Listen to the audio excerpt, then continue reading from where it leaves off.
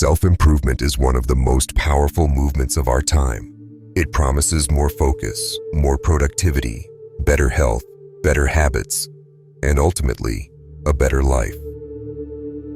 But there's a darker side to this pursuit, one that often gets buried under all the morning routine videos, productivity hacks, and biohacking experiments. Tim Ferriss, one of the most famous voices in the self-optimization world, has openly admitted this. While he's inspired millions to improve their lives, he's also been candid about how relentless optimization can backfire. Because here's the uncomfortable truth. When self-improvement goes too far, it can leave people anxious, burnt out, disconnected from others, and ultimately, miserable. What starts as a desire to live better slowly turns into a never-ending race. A better diet, a faster workout, a more precise sleep schedule, the perfect journaling routine, the latest supplement stack. It never stops. And ironically, the more someone optimizes, the less human they often feel. Relationships begin to suffer. Social plans are skipped because they interfere with the routine. Spontaneity disappears because everything has to be controlled and measured. Even moments of rest start feeling guilty because there's always one more hack, one more upgrade, one more habit to squeeze in. Tim Ferriss himself has shared moments when all his experiments and routines left him exhausted, anxious, and isolated.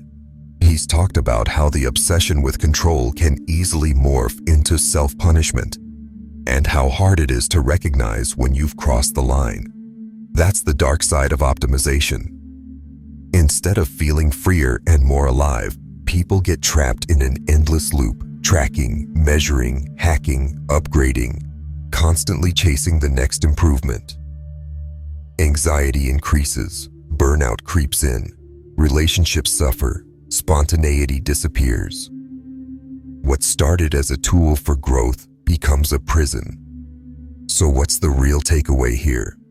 It's not stop improving, it's improve wisely. Because without limits, even the best tools become harmful. Here are 3 key lessons. First, optimization should serve your life, not take it over. If your routines are ruining your relationships, crushing your creativity, or making you miserable, they've stopped being useful. Second, measure what matters and ignore the rest. Not everything needs to be tracked. Sleep, exercise, nutrition, sure, but friendship, joy, meaning, you can't reduce those to data points. And third, embrace flexibility. It's okay to break the routine, skip the workout, or have an unplanned day. That's where real life happens, in the unoptimized, messy, human moments. The goal isn't to become a perfectly efficient machine. The goal is to become a fully alive, present human being. As Tim Ferriss has learned over time, the highest form of mastery is knowing when to let go, when to not optimize.